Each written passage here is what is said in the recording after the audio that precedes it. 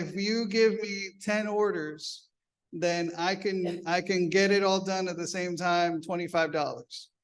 If you do it staggered, I have to set it up and take it down every time I do it, which means there would be an extra $30 per shirt. So it'd be, instead of $25, it'd be $55. So all that means is let me know what size you want. Let me know. You know, we that's all it is basically give me the size and $25, and we can all order them in at the same time.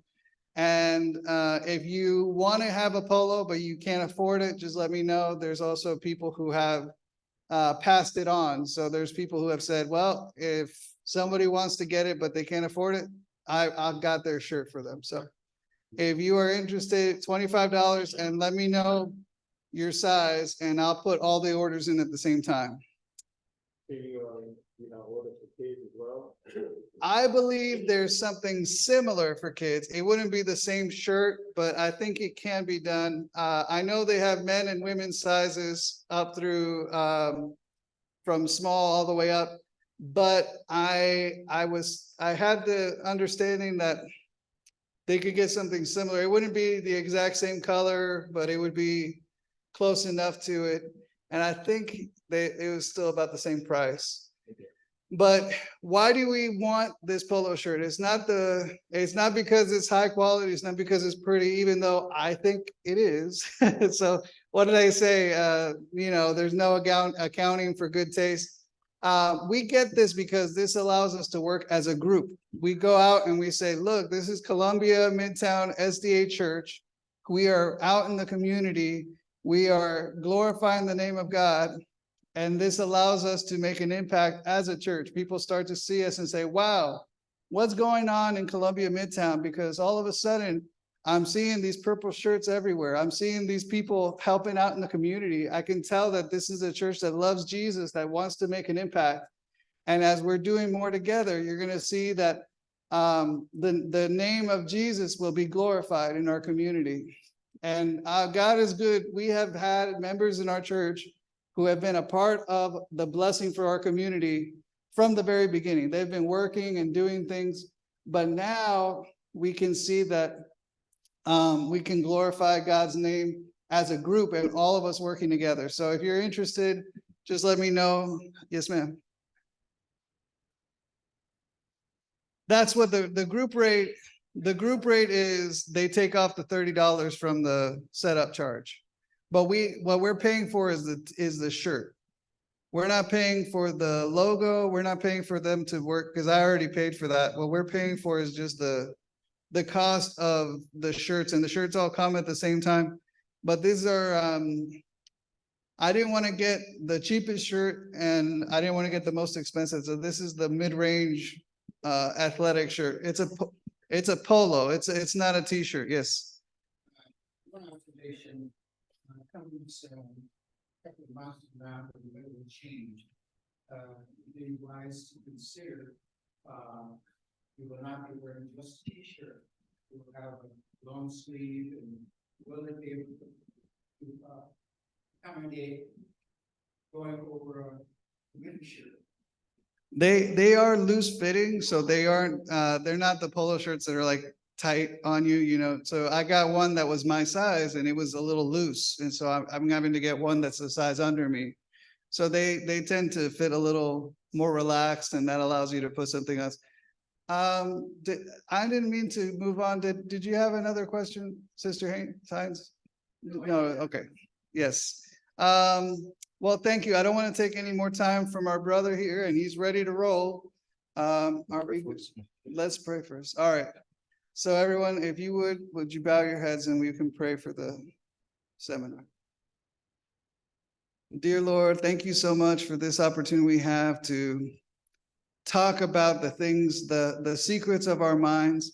We know that it's not because of it's our misunderstandings that lead to these problems, but you have created us to enjoy good mental health, to enjoy the blessings of mental health. So I pray that you will give us tools that we can use to improve our mental health. Bless our brother Andre as he's teaching, and he's sharing his wisdom that he's gained from all his experience and all his education.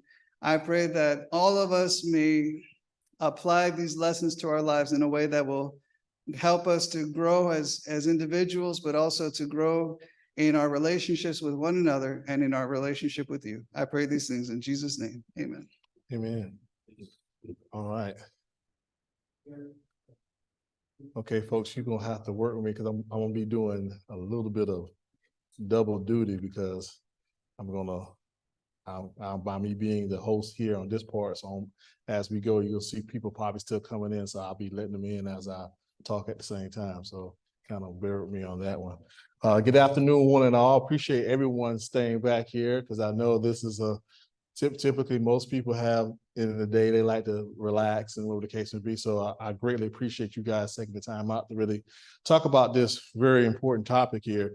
I kind of labeled it people pleasing, but actuality, a whole category is really going to, as we finish the discussion, it's going to be looking at what are the behavioral things you can do to actually change the personality of you having a people pleasing type of personality. So me and Brother Daniel talk about a lot of times that sometimes people have a tendency sometimes is to feel that it's hard for me to say no to people. You know, and it's hard, especially if you're trying to be things in the spiritual nature that you don't want to be to a point where I don't want to say no because then they won't like me. But we'll get in that a little bit beforehand. But here's the medical disclaimer that I always like to be able to point out here. All content in this presentation is for informational purposes only. It is not intended to be a substitute for professional medical advice and should not be relied on as a health or personal advice. Always seek the guidance of your doctor or other qualified mental health professional with any question you may have regarding your health or a medical condition. Never disregard the advice of a medical professional or delay in seeking it because of something that was discussed in this presentation. If you think you may have a medical emergency, call your doctor, go to the nearest hospital emergency department, or call the emergency service immediately. If you choose to rely on any information provided by it, you do so solely at your own risk. Amen. All right. So I always like to start off with little surveys here, but you don't have to write them down, but I want you to take a mental tally in your mind as I go through the survey here. And let's see if it's time for you to stop people pleasing and start enjoying life. Yeah, okay, all right. Question 1. I have a hard time asking for or accepting help from others. Is that most of the time? Sometimes? So shh, keep the answers to yourself. Okay. Is it most of the time, sometimes, seldom, almost never? This is, I want you to take a mental tally of yourself. Okay, so if you want to write it down on paper, that's fine, but just take a mental tally of this. Question number 2. It hurts my feelings when others don't say thank you or appreciate me. Is that most of the time, sometimes, seldom, or always, never, almost never? Question number 3. I feel like a doormat and that I am being used. Is that most of the time, sometimes, seldom, almost never? Question number 4. I have visitors that either come at inconvenient times or overstay their welcome.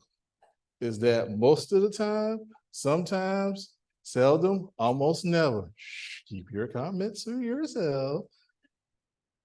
Question 5. I resent others for having fun when I have to work. Is it most of the time, sometimes, seldom, almost never? Question 6. I am not comfortable with free time. Is that most of the time, sometimes, seldom, or almost never? Question 7. I feel that I am not good enough. Is that most of the time, sometimes, seldom, or almost never? Boy, I can see the reaction everybody faces around here. Question 8. I say yes when I really want to say no. Is that most of the time, sometimes, seldom, almost never? Question 9. Others express concern about my need to please. Is it most of the time, sometimes, seldom, almost never? Question 10. I lie rather than face the rejection of certain individuals. Is that most of the time, sometimes, seldom, or almost never? Question 11. I worry about hurting others' feelings.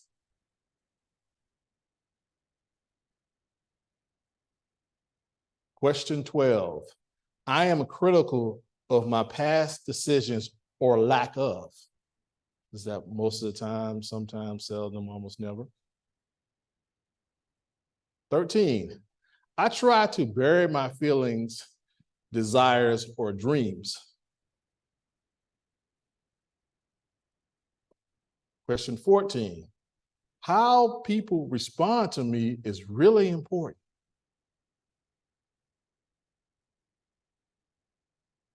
Question 15. I have a hard time ending conversations when I want to.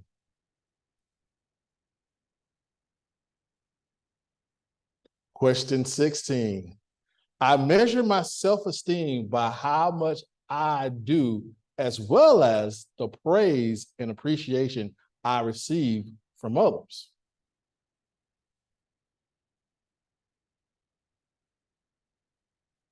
Seventeen, I ask for permission.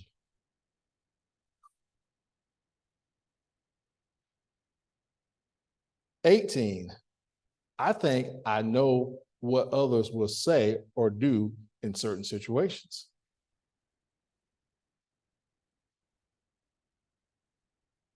Question 19, I don't have enough hours in the day to get everything done.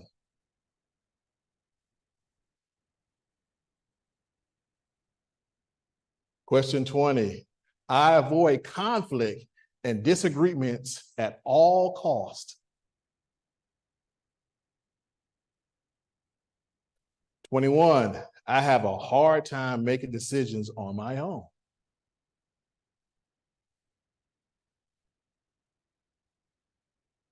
22, I feel guilty when I say no.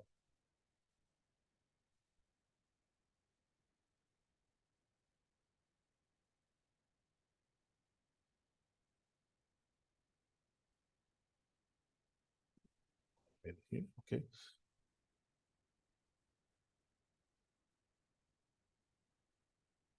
23, I apologize more than once a day.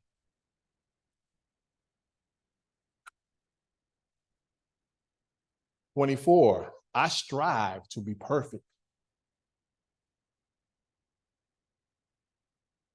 25, I'm worried about something all the time. Often it's about the reactions to what I said or did or what might happen in the future. 26, I think I am responsible for others' happiness. 27, I feel my only role in life is giving to or helping others.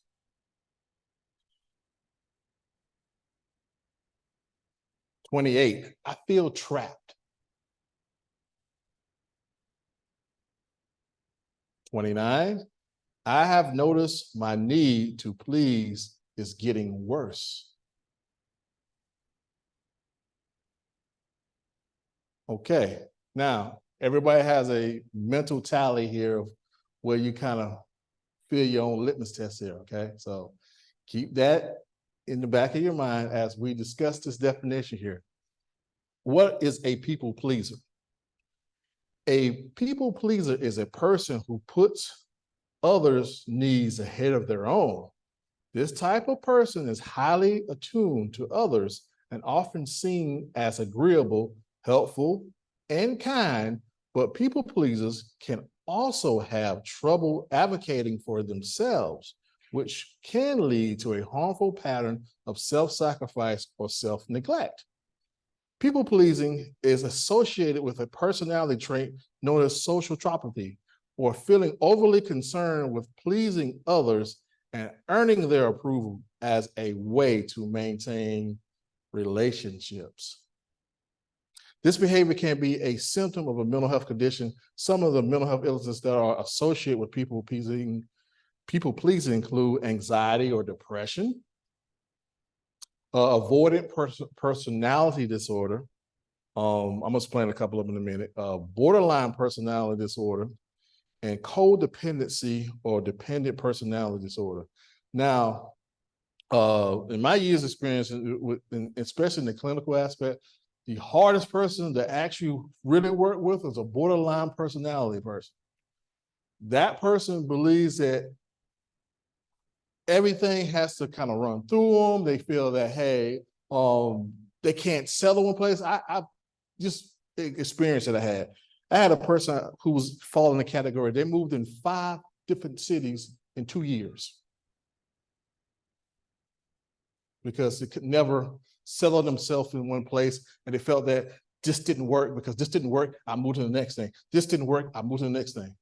So that borderline personality aspect is where that person's always trying to find their niche into something, and they really don't honor themselves enough to the point where they don't stop and take a look at themselves. They're so intrusive with so many other people that they kind of forget yourself. Okay, and codependency is what it is, that I can't do nothing without you. You make me exist. Yes, if well, that's why I won't get that far, but but it's like I cannot do nothing without you, because my existence is towards you. Basically, it's saying that, okay, if I can't make you happy, it's nothing. It's nothing. Now, I mean, that's okay in realistically your husband and wife, yeah, but you're not gonna make everybody always happy. Let's be honest here, right? But yeah, because guess what's gonna happen? We'll talk about it in a few. They're gonna want more. They're gonna want more. Oh, you can do this? Okay. While you at it, can you fix me something to eat? And if you fix me something to eat, can you put some gas in the car? Can you do all those things? Okay. Yes, sir.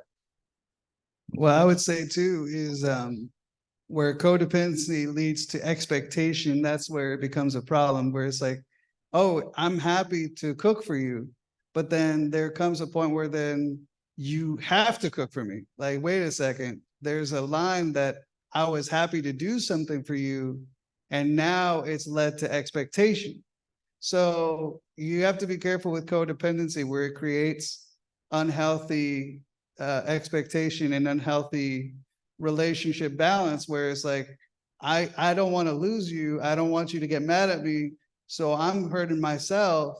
And because that person has come to expect you to do those things for them, then they get mad when you don't. And it's like, when did me doing something nice for you because I'm able to turn into a requirement that now I have to fulfill? And that's where codependency becomes so unhealthy, where because you have seen that something makes them happy, you don't want to stop doing it. Because they've gotten used to it, they become expecting of it, to a point where you're hurting yourself, and they feel like if you don't do what you have been doing in the past, it's an act of lovelessness, or you're saying, I don't love you the same way I used to, when you're really saying, hold the horses on that thought right there, because we're going to talk about in this presentation a little bit later on how that can become toxic. ooh, Yes, sir. I got. Yeah, we want everybody on the rest of the World Wide Web to hear you too. I've discovered in a few decades study on brain function as God designed it and for us. The 4 quarters of the brain created certainly to function in the same order as the universe. However, everyone has a dominant brain lead. And on the border, personality resides more in the frontal right lobe of the brain. If that person's brain lead is there, it's all four plays a function of just like the universe functions, and we are to function in whole brainness. But if we are in that dominant brain lead there, borderline, which is if we are there, it's more difficult for a person to make a firm decision because there are a lot of heads or Indian heads function in the right frontal lobe trying or vying for decisions. And it makes it more difficult, but if a person not, that can result if the person does not understand the distinctions and they have to come to a decision. But if they're vacillating back and forth, then there needs to be a little more stability in making a firm decision after proper evaluation of decisions. Because again, there's because frontal right lobe is creativity occurs there. After the priority, the organizer, harmonizer, and then as we all are to function whole brainly, but when we have that registration of whole brainness, it's easier than just realizing in the frontal right lobe. Okay, and like I said, not get too far deep in borderline because that's a whole subject matter within itself. Okay, but they have hard times making the decision because they include someone else and have them always make a decision for them, and that's where you got to learn to be able to to learn how to be able to decide upon yourself. But yes, I mean that's an excellent point that you did bring out. Yes, ma'am. Let me. Be better for you to go through the presentation and then we hold our questions and comments to the end, or you want it to be interactive? It doesn't matter. However you guys are comfortable. Oh, okay. Just check. Trust me, we could do this all day. Okay, so I mean, however you want to be able to because these are valid questions. Yeah. If you would just write down your questions. Yeah, these are valid questions. Okay. Here. Now let's look at some of these characteristics that people who are people pleasers. What are their behavioral characteristics? They appear to the world as those in people pleasing appearance to the world of those in the people pleasing behavioral role. They are very organized. They're placators, they're appeasers, they're helpful, they're supportive, they're always smiling, they're always cooperative, real team player, they're relative volunteer, they're the company man. I'm like, you can count on them, they're loyal. They work hard at pleasing others, a pleasure to spend time with, encouraging and reassuring. They're people mixers, and they can interact with anybody, okay? Together, they're warm and caring persons, they're easy liked, they're friendly, outgoing, gregarious, they're curious and considerate of others, interested in others' welfare, generous with their own time and energy, accept delegation easily, ready to take on any new challenge that comes along, talented, skillful, and creative, happy, joyful, full of fun, go along with requests made by others, assets in any conversation, person sought out for friendship, popular socially. Ooh, what we like to be like that, wouldn't we?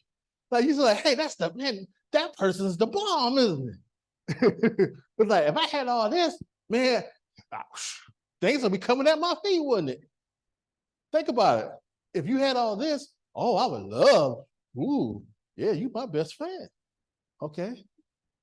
All right, you know, it's a catch to this, right? It's a cost to this.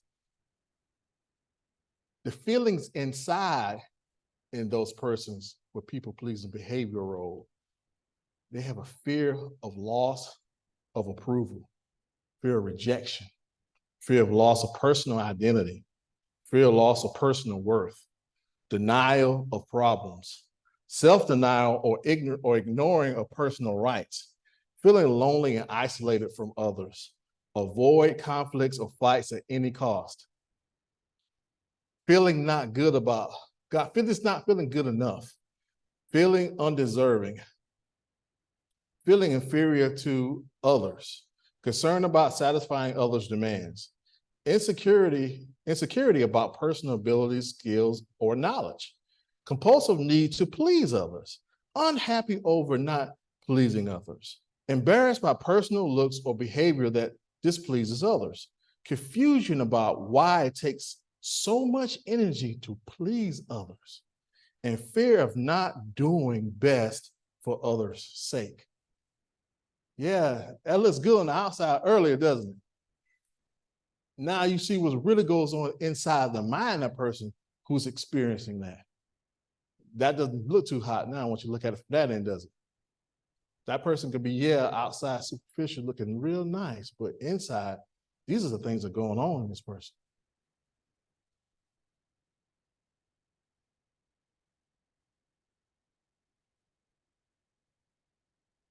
Fear of letting their friends and family down, fear of failure, fear of not being found out they are not as good as they appear to others, fear that others will recognize their failings, desire to run away to avoid stress of always needing to be good. Look here. Exhaustion for always trying to be perfect. Disappointment in not being able to make everyone happy. Critical of how well they are doing in their personal lives. Feel unappreciated or taken advantage of. Feel taken for granted. Feel like they're being treated like victims. Feel like the martyr for others. Feel of making a decision lest it be the wrong one. And come unglued easily under pressure or unorganized. These are things that go on in these type of people's head of you people being a people pleaser. Now, the negative consequences of this: low self-esteem, loss of personal identity, loss of personal rights, being able to take advantage of. You lose your personal time because you're trying to please everybody. What time you got for yourself? If I'm pleasing everybody, what time I got for myself?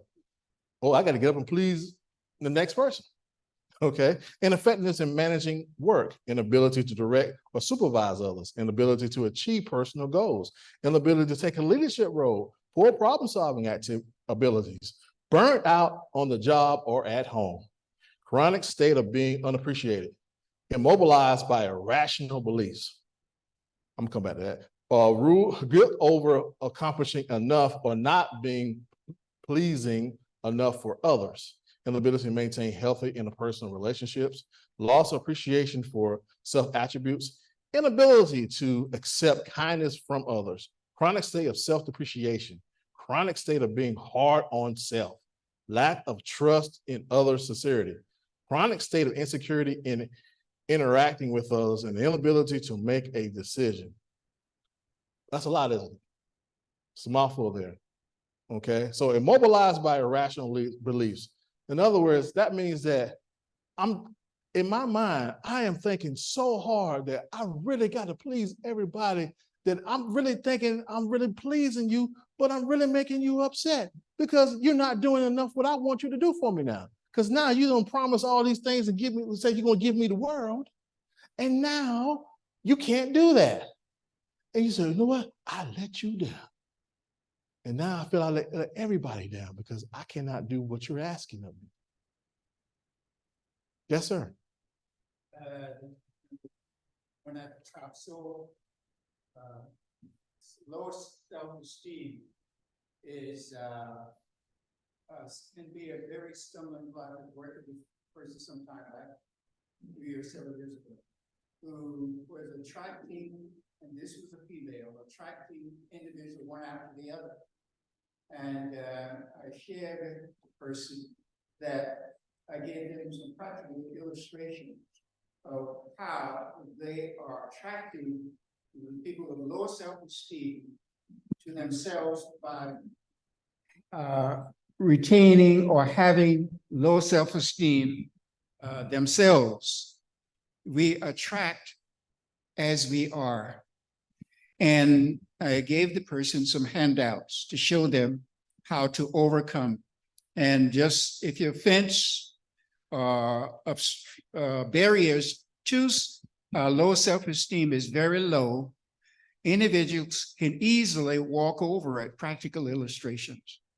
But if my self-esteem is high, the barriers, then I will receive greater respect in that area, and I will attract individual with higher self-esteem. And it began to work in the person. Yeah, because you got them to look at themselves. Yes. All right, some beliefs. Now, beliefs actually the thought patterns of these people who have these people-pleasing behavior roles. I must be liked by everyone. I must do nothing to upset others. I must work harder to make things better for others. They would never like me if they knew the truth about me.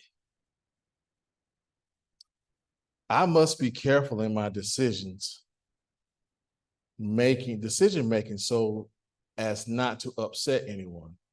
I can never do enough to please them. I'm responsible for other people's happiness. How they respond to me is important. The harder I work for them, the more they appreciate me. Anybody work on a job? How that worked out lately, right? Yeah, how that worked out lately, right? If they don't like me, I'm no good. Always put others first. Put yourself last. There is no task I won't do for you, large or small. People can only like you if you appear nice, pleasant, friendly, and cheerful to them. Your only role in life is giving to or helping others. If you are not successful, you are a loser, and losers are ignored, unloved, and unwanted. It is not who you are, but what you do that counts. You must always be understanding and have an open mind with people who are hurting you or putting you down. If someone doesn't appreciate me, it must be that I'm not good enough to be accepted. No matter what I do, it never seems to be good enough. I can do nothing right. I'm worthless, useless. I can't let others see this about me or they will reject me. Now, turning negative people-pleasing behaviors into positive potential. Here's an example that I want to pick apart one, and let's see what we can look at here. Here's the negative people-pleasing behavior, self-sacrificing. We say that, hey, we're supposed to self-sacrifice, right? That's the thing that you do for your family and whomever that you care for. You sacrifice for them, right? Okay, wait a minute, slow the horse. Okay, no, this is my family. This is my wife. This is my kids. I sacrifice for them. Right? Okay. Now, here's the positive potential to look at. This behavior can be converted to a rational or altruism or unselfishness in which they are able to be self-protective and self-rewarding in their giving behavior towards others. Okay? So it means that, so am I saying that self-sacrifice, is there a limit? Am I saying that? Okay, that's what I'm saying. There's a limit. Okay, because even within relationships, there are certain limits that your husband, wife, whatever may expect. They may expect, hey, you need to be able to. No, it's not. I'm not going to touch that. Let me stop. But what I'm saying in principle is that you have to be more rational with it. Okay, you have to say, hey, there's some things I can do. Okay. And there's some things the other person can do too. But a lot of times with your people pleasing, you're doing so much from the other person not going to know not to do anything for themselves because you're already doing it for them. And then when you back off, then they're going to get a little attitude with you. Why you ain't doing? You've been doing that before. Why are you stopping now? No, you learn to be more rational. And they ask you that, you learn to be rational. That is the answer. Hey, And I tell this all, I can't be all things to all people. I just can't. And that's setting your limit. If you can help people as much as you can within reason, you help. But if you can't, yeah, however you want to classify it. But the whole key thing, it says that this behavior can be converted to a rational unselfishness in which they are able to be self-protective and self-rewarded in giving behavior towards others. In other words, hold people responsible for themselves. It's okay for you to do that. You can do that. Say, hey, I'm willing to help you at this far. As far as I'm willing to go. And it's okay.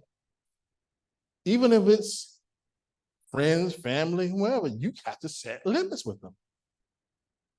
Okay? So, here's the next one here. Negative people-pleasing behavior, self-depreciation, or disapproval. Nobody likes to be disliked. Okay? But here's the positive potential. This behavior can be converted into a realistic self-appraisal by their being led to recognize and accept personal strengths, abilities, and attributes. They can be taught that false humility is unhealthy, that it is okay to toot your own horn when appropriate. Guess what? You did something good and you see that you did something good, not saying you're trying to whatever, but you set a goal. It's okay to say, you know what? I set that goal. Good for me. Okay.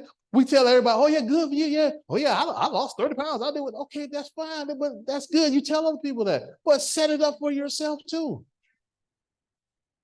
Okay? Because what happens is that you have to be, we just had this conversation before we started that a lot of times the worst lie you ever can tell is to yourself.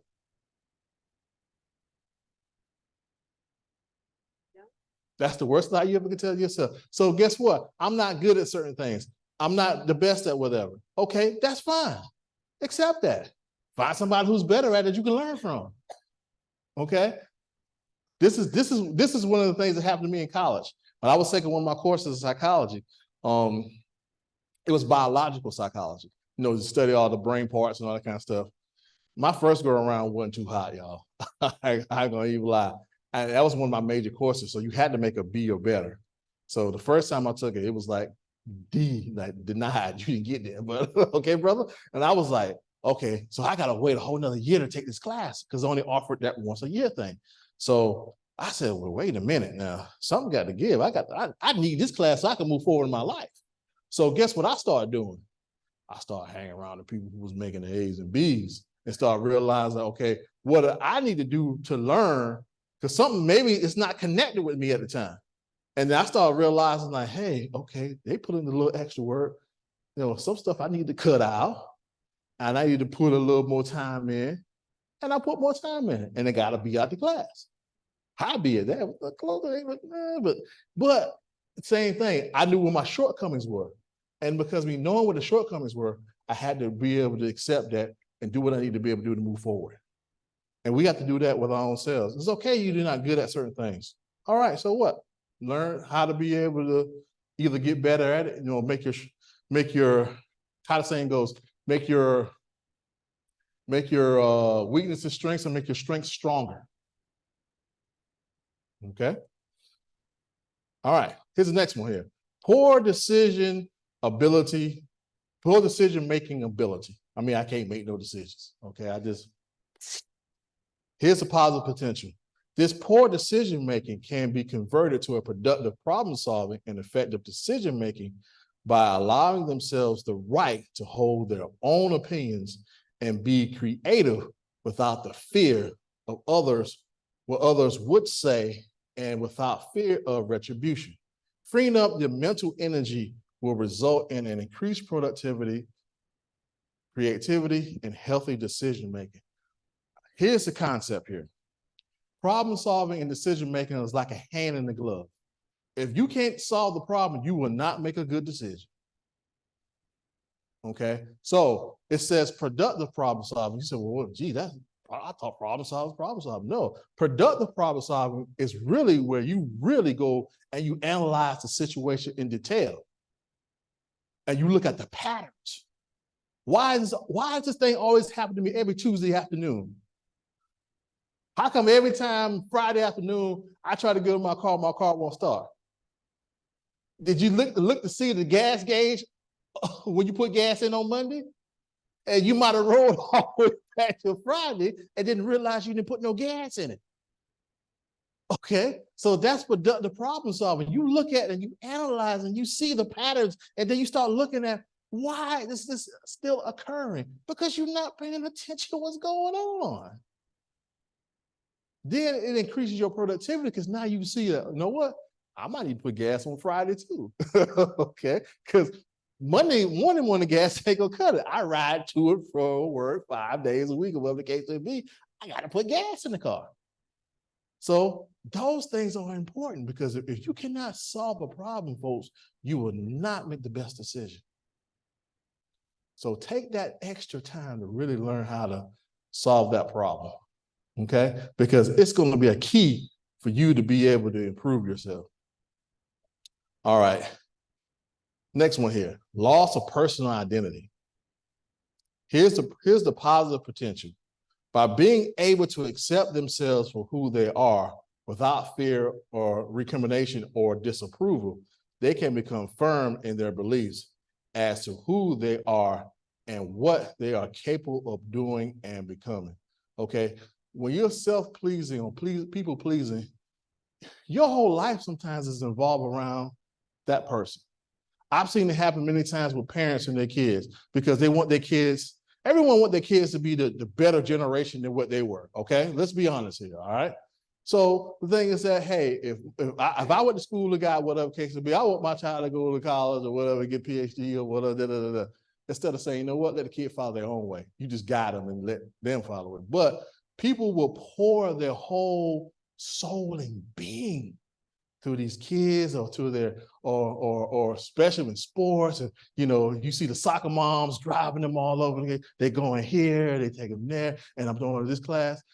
I give you a story. I was taking my son to get his dentist, and the guy was saying about how his son was 8 years old, and the son been playing soccer since 5. And so he's 8 years old. And he calls his dad on the phone. He's like, 8-year-old got a cell phone. I'm like, wow, that's on another subject. But he calls his dad on the phone and he says, Dad, I'm tired. I'm burned out. He said, in the middle of summer, I'm tired.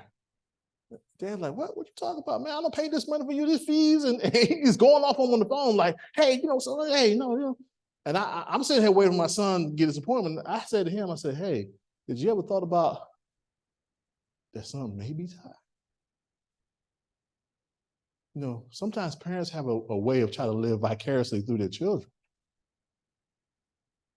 Right. And so, because I might want it to be Pele. Okay, it don't mean my child want to be Pele. But I had to say to him, I was like, hey, not trying to whatever, because it was so loud in the waiting area. And I was like, hey, sir, you might want to, if your child says they're tired, man, listen to the child. Just listen to them. They might be telling you something. Because if you pushing them at 8 and he's already doing that at 5, he gets to 10 or 12. Oh, you got a whole nother problem right there. Because then he's gonna get rebellious, and he's gonna, whatever the case may be, and he's gonna be like, you know what, forget you and everybody else. Yeah, and it's like, okay, so we gotta take a, I told him, I said, let the child enjoy the summer, man. The summer, let it go. If they like it again, they'll find you and they'll tell you, hey, I want to do this again. If not, let them do something else. Okay, but parents have a tendency they have that tendency to want to just, and I'm just like, hey, let child go. Gotcha. All right, let's do this here. It's what, 2:40? Let's take a 5-minute break here. Let everybody fresh, get a little refresher here, and then we'll come back in like what 7, we'll say 2:45, and then we'll look at some of the closing factors of what we need to do to end people-pleasing personalities. Okay, so it's like so 5 minutes, so you need to get a refresher, some water. Let's come back in 5 minutes, and then we'll kind of pick it back up a little bit.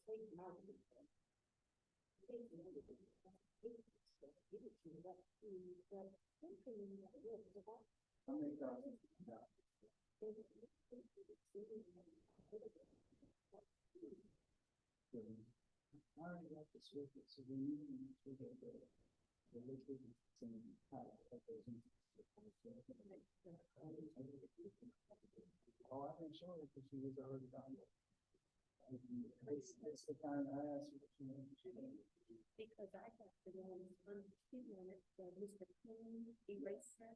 I got it. Well, I thought, I had gotten some, but I think we didn't get to the more. So she didn't like the ones.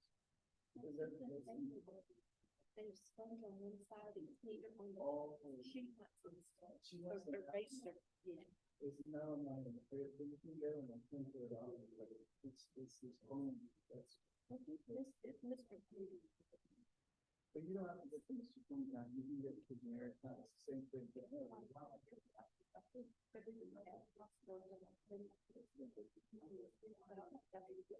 not the one I got. Because I didn't know that my kids with the start. It's really after one piece of the original, it's out, it's a phone. That kind of, it's kind of like erases and stuff. And when the kids touch this stuff, it's like into the stuff.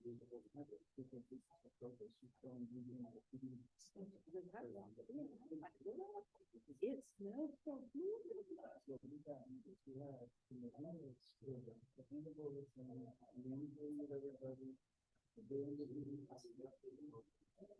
And then on top of it, and so I was like, hey, brother, it's like, what can I do?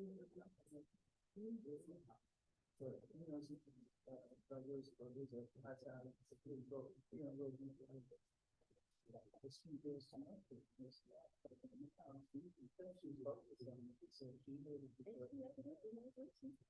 she would help me with the plan. She went in there and picked it up. And I'm like, girl, so I just enjoyed her being here. She wasn't gonna leave me in here. I don't listen to it. There's a things I don't know that I know how to do herself. She wants to, you know, because I didn't really, I had to think about it. And I didn't get out of that. But then I had to go finish. And so I she's somebody else. She did it. I got really smell. I think the flowers. And she told me that she lived. I'm like, you gotta give me that recipe. So that's why it's temporary. So on Sunday, it's usually time.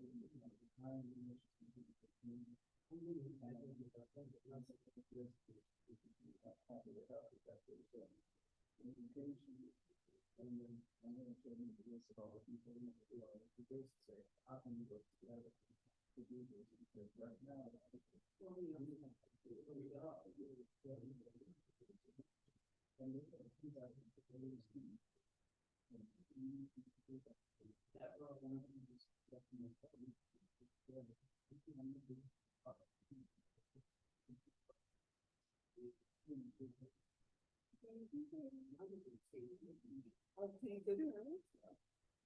She was hard to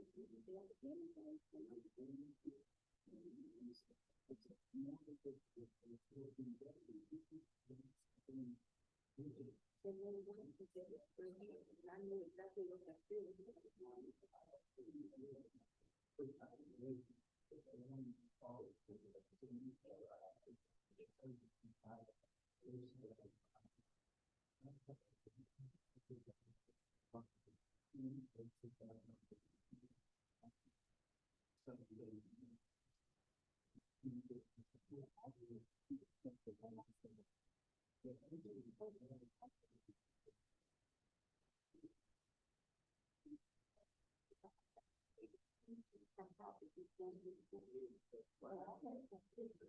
All right, everybody's ready here? Everybody stretched out real good now?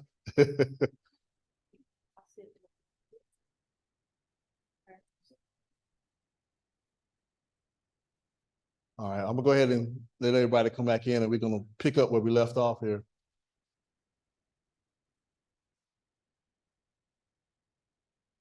Okay, let's look at the next one here, martyrdom. You know, everybody knows what being a martyr is, that you sacrifice yourself for people. All right. Now here's the positive potential for it. Rather than placing themselves in situations which their rights are ignored and where they are taken advantage of, they can learn to be assertive and begin to protect their rights, ceasing to be victimized by others. People think it's a wrong thing to be assertive. Matter of fact, it's probably the best thing to be. Now, I didn't say aggressive, I didn't say passive, I said assertive. Okay, that means that you can be assertive in the simplest terms is that you can share your rights with others and you do it in a means that's not disrespectful to the other person. Okay, you can share your viewpoint, but it's not what is disrespectful. Hey, I don't like that. And a lot of times people don't realize when you're being assertive, you don't have to give a reason why you don't like certain things. You just, hey, this is my viewpoint on it. It don't have to be. Most people have this thing where I got to explain to the person why I don't whatever. No, unless they ask me, you don't have to explain yourself. So people think, oh, that's so mean and cruel. And no, that's just your right. You don't have to. I mean, if you want to be nice and say your viewpoint because you just want to, so they can have a better understanding of you as a person, that is fine. But you, as you being assertive, you can do so how you like. Yes, ma'am.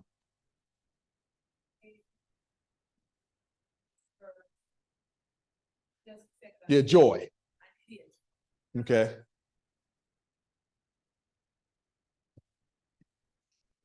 Some of us, we misuse it, thinking that we should always, as you said, put others ahead of us in everything. So you might hear and say, for example, you're sick. Someone called and said that you're sick too. And you're thinking, this is the last money I have, but I'm putting others ahead of me. So I'm going to give it to you. And then, deprive your own selves.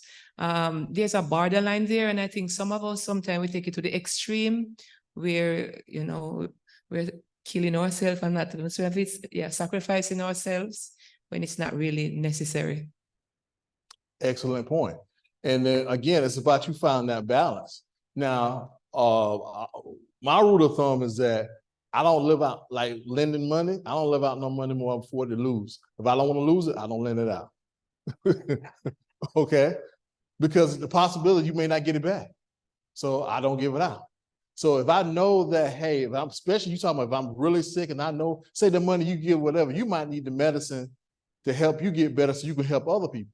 So if I go out and sacrifice to get another person and then say you get walking pneumonia, well, you could have avoided all of that by taking care of yourself.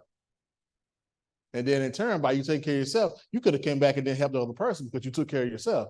So there's the times that you have to learn how to be able to find the balance of saying, hey, you have to practice what's called self-preservation. You have to take care of yourself first. People think, oh, that's not mean and cruel. And no, the fact is that you cannot be any use to anyone else if you don't take care of yourself. Yes, ma'am. I recently was flying back and forth across the United States. And one of the statements that they made on the airplane about putting the air mask on in an emergency, you must put it on yourself before you help someone else. Because if you lose consciousness, who's going to help that person? Good point.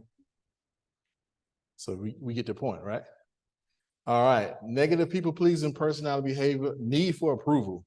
All right, the positive potential is by increasing their habit of self-affirming and positive self-approval, they can alter both their need for approval and their fear of rejection by being their own best friend, cheerleader, reinforcer, and prover. They have to accept and approve themselves before others will. I think we kind of already answered that question. Okay, if you don't be your own best cheerleader for yourself and put yourself in the right situations, nothing else won't fall forward. You'll be still trying to make everybody else happy. And yes, please do.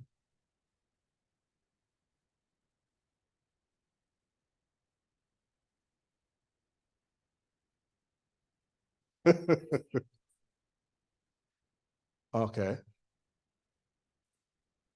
Most of the time they are taking advantage of. And because if I know that if I come to you and you're gonna say yes, I'm gonna always come to you.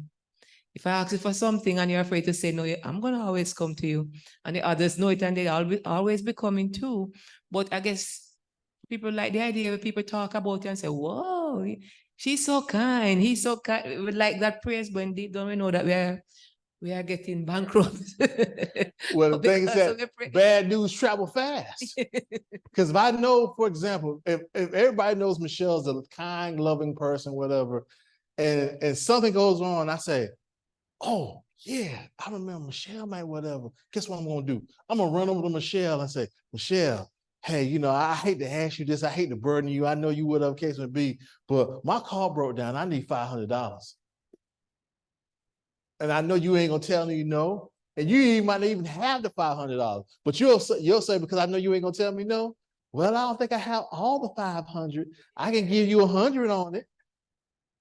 There you go. And then guess what? That's 100 less that I got. Then I'm gonna go find me somebody else. I might say this young lady right here, say, hey, here I am in a situation. Well, she's like, well, I don't really know you like that, but you seem like it, whatever. Then I might, and guess what? And I time it all up and get what I need to get done. That's being manipulative. Yes.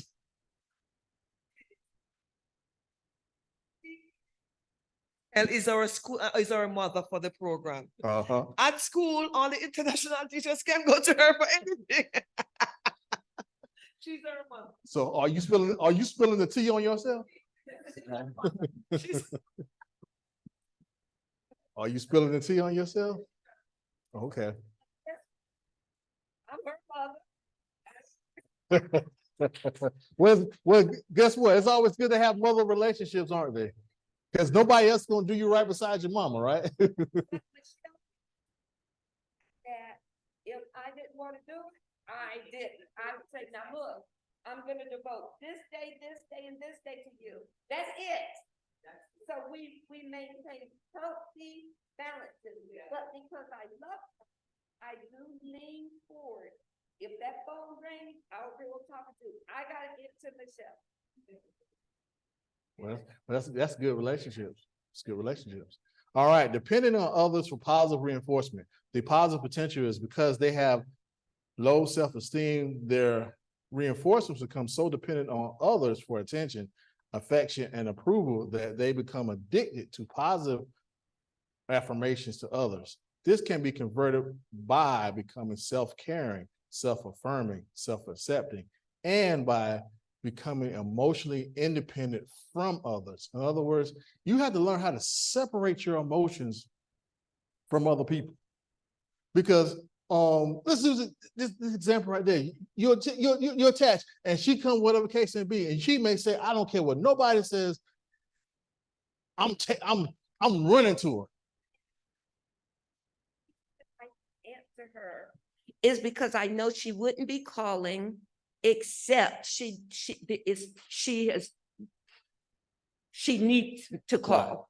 See, that's a good thing because you guys got that kind of relationship, but the average person who don't really know that, guess what they'll do? Guess what we do? Because now she don't spill the tea, guess what's gonna happen? And so now we're gonna have to say, she's gonna have to learn how to say no. I mean, you guys are good, but I'm saying, but a lot of people in interim, like her friends next to her say, hey, she's the mother at school. Everybody's gonna see that in her. And some people will take advantage of it. That's what you got to be careful of. Because you'll get taken advantage, like you said, you'll get taken advantage of quick. Oh, because you think you're really doing something nice. My father was a systems analyst for Smith Barney in Manhattan. And at night, the programs have to be run before the stock exchange opens, and they get a list of names of who to call if something goes wrong. My dad got phone calls almost every night. He sometimes had to go in 3 o'clock in the morning, and he would say to them, why am I the only one getting calls? And they said, because you never curse us out when we call. You actually answer the phone. And he said, well, that's, maybe I need to not answer the phone. Soon after that, he retired, but they recognized he was going to try to help them. Half the people on that list wouldn't answer the phone or would bless them out. Right. But that's just a testament of character, which is a whole nother subject, but. Well, here, again, I think we need to set balances, know how to set balances. Because in other person's pleasing, trying to please everyone, we can set harmful patterns. Because in the process, we can rob others from maturing as they should. And there's a flip side to this. Yeah, I can do, as you were talking about parents a little bit ago, we can overdo by being overprotective for a child, same, regardless to age or size, and rob them, and the word is rob them, of the privilege of self-development, where many parents do this, and you touched on that a little bit ago about that. So we have to know how to set balances, know when to say yes, know when to say no. And sometimes it might need a little coaching in terms of the other person's involvement in self-development. That's true. Excellent point. All right. Fear of failure. The positive potential is about recognizing that one's worth is not solely dependent on doing well, achieving things, or by doing things to please others. They can let go of the fear of letting people down by failing to achieve self-imposed goals or goals others have set for them. Learning to turn failures into growth-enhancing experiences is another way they can let go of this fear. Okay, if they tell you no, if you tell them no, well, they may not like me no more. They don't want to talk anymore. As far as I'm concerned, that's one less person you got to worry about. Because if they really like you for who you are, good, bad, or indifferent, they'll be there regardless. So if you tell them no, they don't talk to you no more, guess what? It's one less you got to worry about. Because guess what? There's other people, that's a friendship they missed out on. All right, unswerving loyalty. These people who find security in being loyal to institutions rather to themselves can reverse this behavior by recognizing the value of self-directed attention and concern for personal health and well-being. Being loyal to self results in a holistic sense of wellness of body, mind, and spirit. In other words, if you don't take care of yourself, you are no good to nobody else. Okay, so yeah, you could be loyal to whatever your company or whatever the case may be, and we can talk about that's a whole nother subject where because people think whatever get on jobs and think whatever. Trust me, you know, unemployment is still out here, ladies and gentlemen. Okay, you can get laid off from a job. Okay, so Don't think that, okay, it's loyalty. Yeah, you do what you're supposed to do, don't get me wrong, but okay, if you're not, again, like I said, not concerned for your own personal health and well-being, then hey, you got to set the limits of stress. You know what? This job is stressing me too much. Oh, I got to set limits with people that, hey, I can't, the supervisor might be asking me 1, 2, 3 things. And, hey, I will do one thing at a time. And I'm going to say this and I'm going to move forward.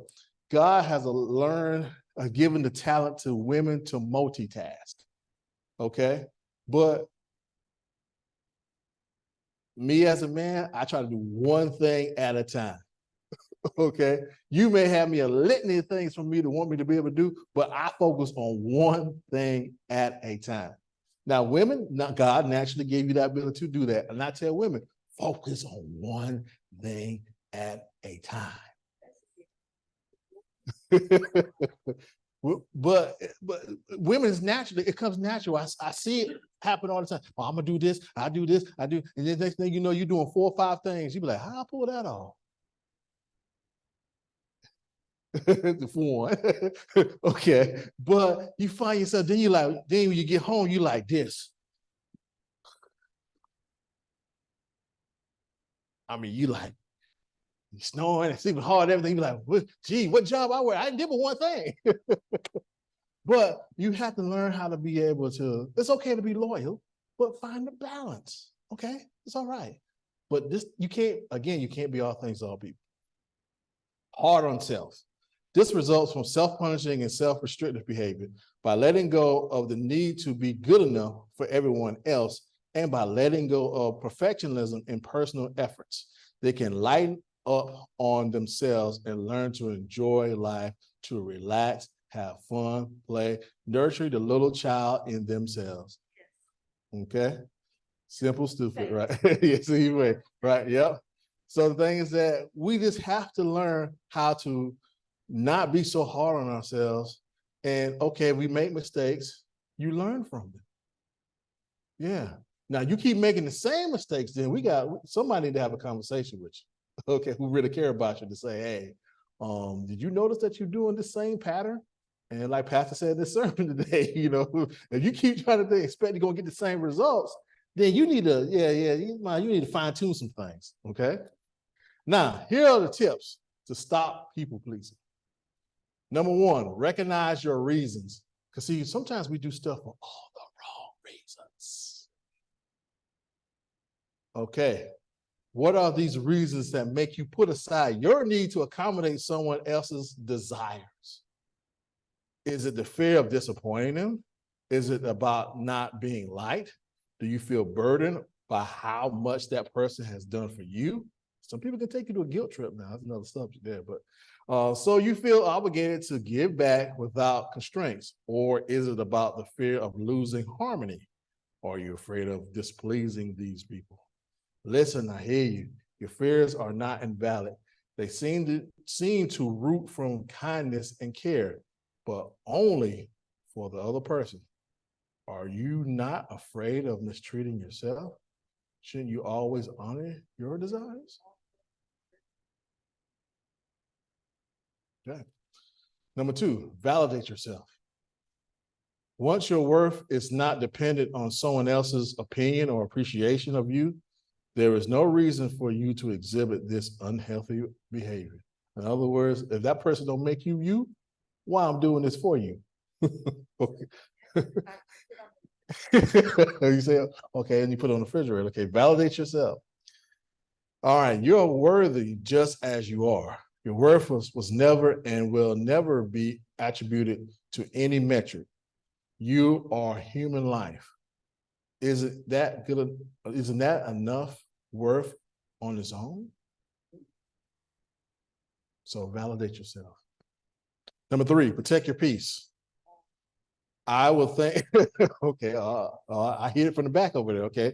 I think we all want to live a life that is peaceful, fulfilling, heartwarming, and a rich experience through and through.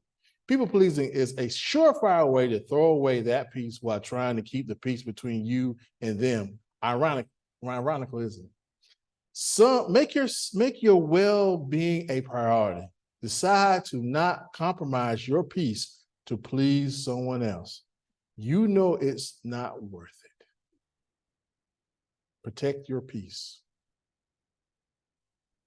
I see the interlink, and let's say this on the health seminar as well. That if we do not protect ourselves health-wise, and that's whole health in everything, including what we're talking about here today. If we do it and neglect and bring harm upon ourselves, we are robbing ourselves, which it tells us going forward. We rob ourselves, we rob our family members, we rob a God, and we impede the progress of God's well-laid plan for advancing the cause of God. Even in our health initiative, we rob God because we limit the abilities that God has laid out for us to exercise in partnering with him to carry the gospel to the world. Our family members, the suffering and so on, and we're not accessible for God because we have harmed ourselves and continues to do that. Good point. A couple things you want to have peace at. First thing, you want to have peace in your mind. 1. 2, you want to have peace at your house or wherever you dwell and where you reside. Because you ain't got a couple places where peace. Now, I don't know, you may not always get it at work. It'd be nice if you can, but if you can get it at work, that's nice too. But one of the 2 things I always feel, you got to have peace in your mind and peace where you reside. Okay? Because you don't have one of those 2 places, boy, look at here.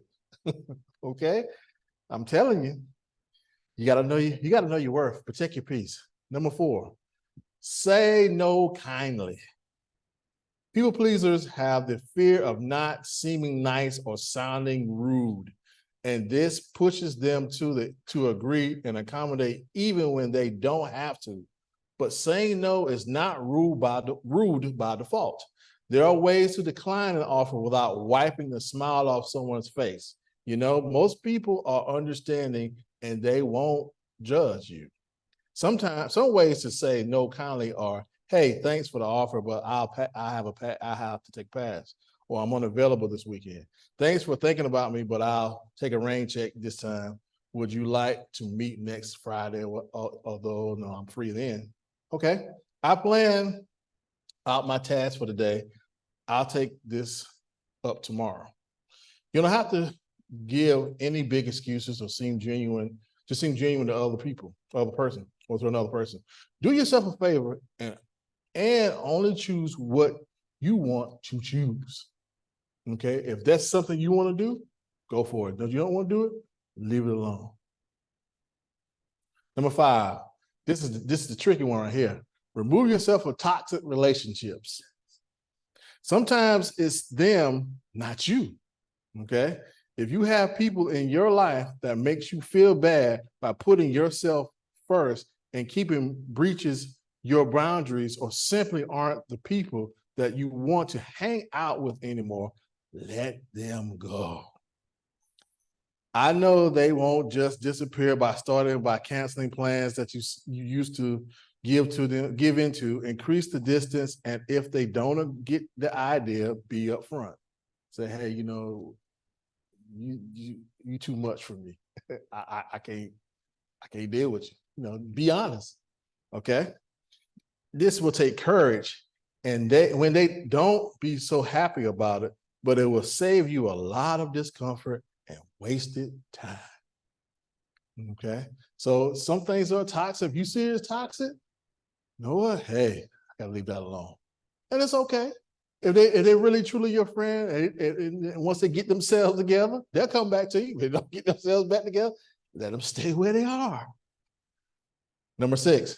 Introspect on what matters to you. Sit down and self-reflect on the values that are important to you, what goals you have, and the kind of life that you want to live. In the grand scheme of things, giving your self-respect and freedom of choice to please others seems such a waste.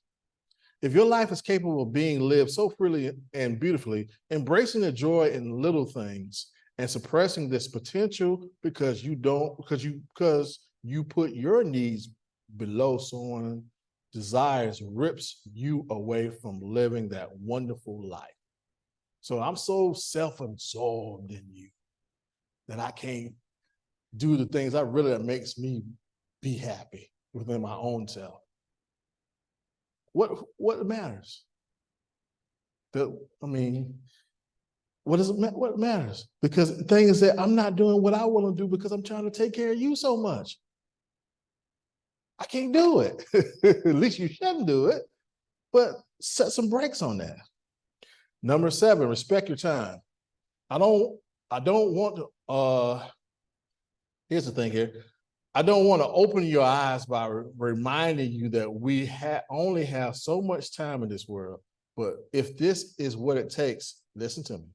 Remember how uncomfortable you feel when you're at that event, when instead of you wanted to read a book, sitting on your comfy bed, and how overwhelmed you felt because you had agreed to work on more things than you could manage, and how bored you were being with people that you didn't feel connected with. All that time could have been lived in a way that worked for you if you had respected your time and spoken up what you actually wanted to do. You are responsible for taking care of yourself. You teach others how to treat you. If you don't respect your time and voice, others won't. Number 8, stop apologizing unnecessarily. We feel that we're being very nice and careful about other people's emotions, but it's just another way of people pleasing. Do you actually do something wrong?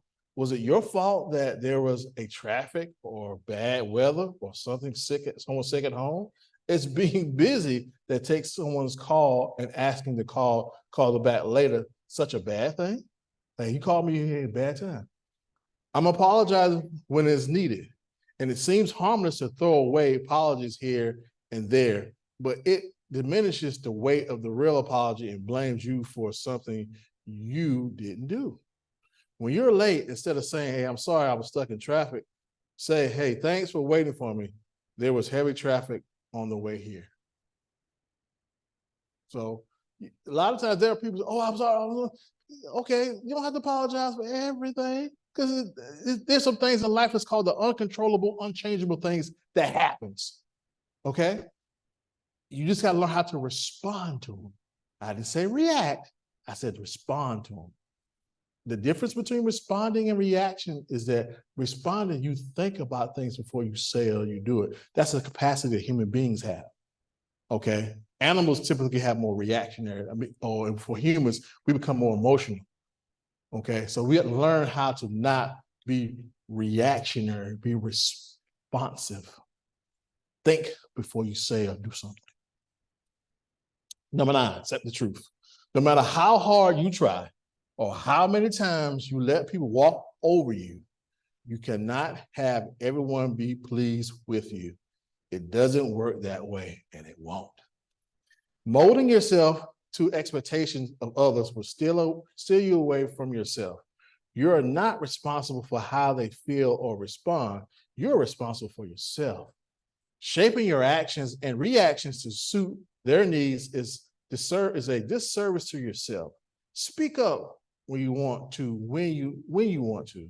Stay silent when you don't want to add to a conversation. When you see something in the dark about your true desire and say what you don't mean, isn't it the same as lying? Even if it's not rooted in the good intentions, it's not fair to everyone.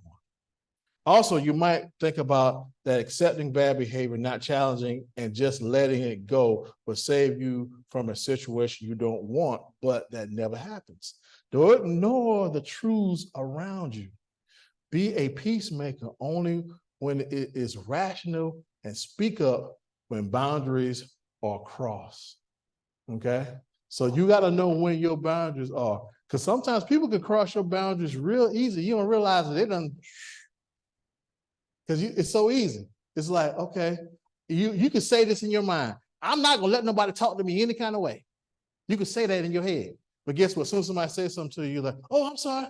I'm like, but you just said you weren't gonna let anybody talk to you that kind of way. You said that to yourself.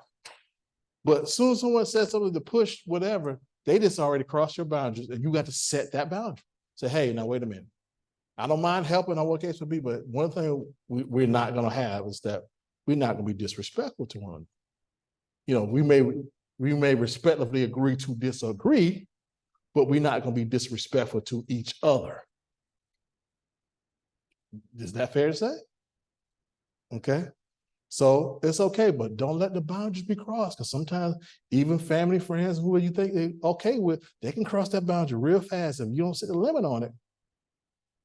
Next thing you know, oh, I can count on so, I can count on Claire. I go, okay, you might have crossed your boundary.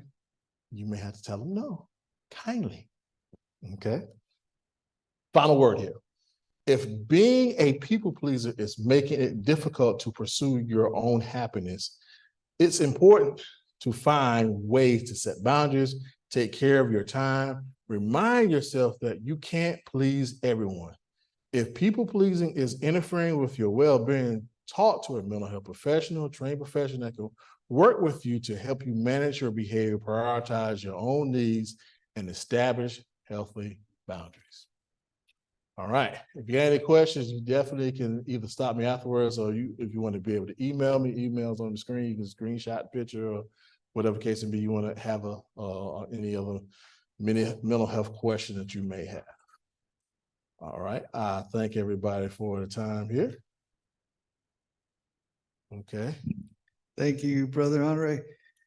This is important because we're dealing with a situation, a society now where Satan is pushing us to extremes. He's pushing people to people please to the point where they burn out and then they never want to help another person for the rest of their life. And you see that Satan loves, he doesn't mind which side of the ditch we're on. He just wants us on the ditch. And so we need to be understanding our own boundaries and really doing what we can, because I don't know how many people, they get excited, they want to help, then they realize that, as a pastor, please tell me when I'm asking too much of you, because I definitely am not trying to overwork anybody. But what a lot of people, the experiences they have is the church will ask until you can't. And so a lot of people work for a few years and then they get burned out, and I never see them, they never help out because it's too much for them. And it would be better for us to say, okay, well, we asked somebody, they said no, so I have to ask somebody else, than is to say, I can't ask that person anymore because we worked them so hard, they burnt out, and now we can never ask them to help out with anything else again. So keep that in mind. Communicate, understand your limits. But I know that God's will is that we work together under those healthy boundaries for his kingdom. So thank you for that presentation, Brother Andre. So we are going to look for our next presentation. We're going to look at how the timing is going to work out. We have our evangelistic series in September. So that means that our focus is going to be there. But as soon as we're finishing with our evangelistic series, we're going to look for our next seminar, most likely in October. And we'll talk about when that will be. And we'll talk about what that conversation will be. What, do you have an idea for the next topic? I am wide open, but I think Mrs. Nett was saying she wanted to do something. I thought an Yes. interesting idea what she wanted to do was talk about rational thought. I Oh, thought that would be very inquisitive to realize, because sometimes we got to realize our own thoughts can be our saving grace or our downfall. exactly. So we have a overwhelming blessing of Brother Andre, Sister Jeanette, and also Sister Galoy. She said that she was wanting to talk about suicide prevention around the holidays. And so we're looking at Ms. Jeanette. We'll see when she would like to present, and we'll have a lot of wonderful presentations in the near future. I think that especially where we are in our time and place, there's nothing that is of greater concern in our society than our mental health. So thank you all for your time. Let's close with prayer and then you can enjoy the rest of your Sabbath.